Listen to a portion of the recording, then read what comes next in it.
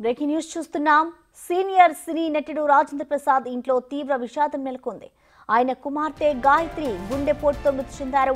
38 ఏళ్ల గాయత్రి సడన్ గా చనిపోవడంతో రాజేంద్ర ప్రసాద్ కుటుంబం షాక్ కు గురవుతున్నారు. ఛాతీలో నొప్పి రావడంతో నిన్న ఏఐజీ ఆసుపత్రిలో చేర్పించారు. అక్కడే చికిత్స పొందుతూ ఆమె చనిపోయినట్లుగా తెలుస్తోంది. గాయత్రి మరణ వార్తతో రాజేంద్ర ప్రసాద్ కన్నీరు మున్నీరుగా విలపిస్తున్నారు.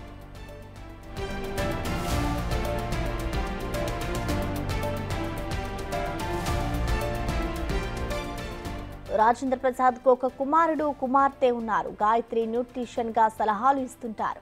ఆమె భర్త మహీంద్రా అండ్ మహీంద్రా కంపెనీలో ఉద్యోగం చేస్తారని చెప్తున్నారు. ఇక ఆమెకు ఒక కూతురు ఉండగా మహానటి సినిమాలో చిన్ననాటి సావిత్రి పాత్రలో నటించింది. కూతురు మరణ వార్త విని రాజేంద్ర ప్రసాద్ కుప్పకూలినట్లు బంధువులు వాపోతున్నారు. రేపు అంత్యక్రియలు జరిగే అవకాశం ఉందని అంటున్నారు.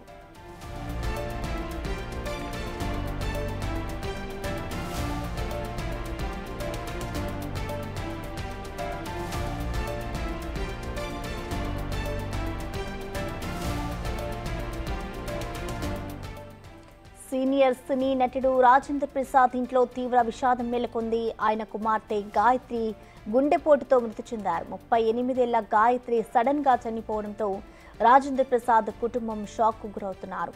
ఛాతీలో నొప్పి రావడంతో నిన్న ఏఐజీ ఆసుపత్రిలో చేర్పించారు. అక్కడే చికిత్స పొందుతూ ఆమె చనిపోయినట్లుగా తెలుస్తోంది. గాయత్రి మరణ వార్తతో రాజేంద్ర ప్రసాద్ కన్నీరు మున్నీరుగా విలపిస్తున్నారు.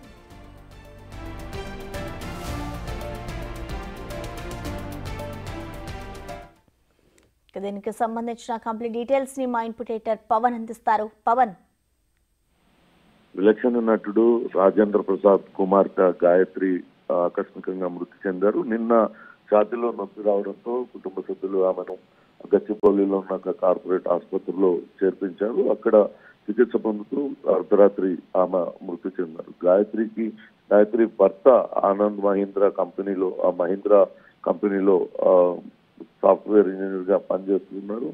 అటు గాయత్రి కుమార్తె ఇటీవల రాజేంద్ర ప్రసాద్ నటించిన మహానటి సినిమాలో ఆమె నటించారు.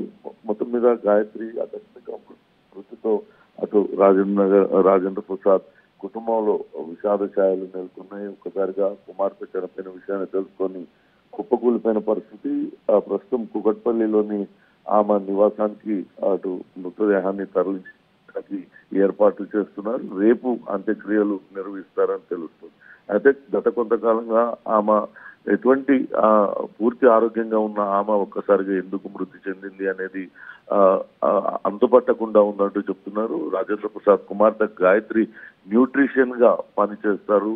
చాలా ఆరోగ్యవంతంగా ఉండే ఆమె నిన్న అకస్మాత్తుగా అటు ఛాతీలో నొప్పి అంటూ చెప్పడం, వెంటనే చికిత్స కోసం ఆసుపత్రికి తరలించినప్పటికీ ఆమెకు చికిత్స అందజేసిన ఫలితం లేకపోవడంతో ఆమె కన్నుమూసినట్లుగా వైద్యులు చెప్తున్నారు. మొత్తం మీద అటు గాయత్రి మృతితో కుటుంబం అంతా కూడా తల్లడిల్లిపోతుంది. అటు రాజేంద్ర ప్రసాద్ కి ఒక కుమార్తె గాయత్రితో పాటు మరో కుమారుడు కూడా ఉన్నారు. ఇప్పుడు కుమార్తె మృతితో తీవ్ర విషాదంలోకి మునిగిపోయిన పరిస్థితి.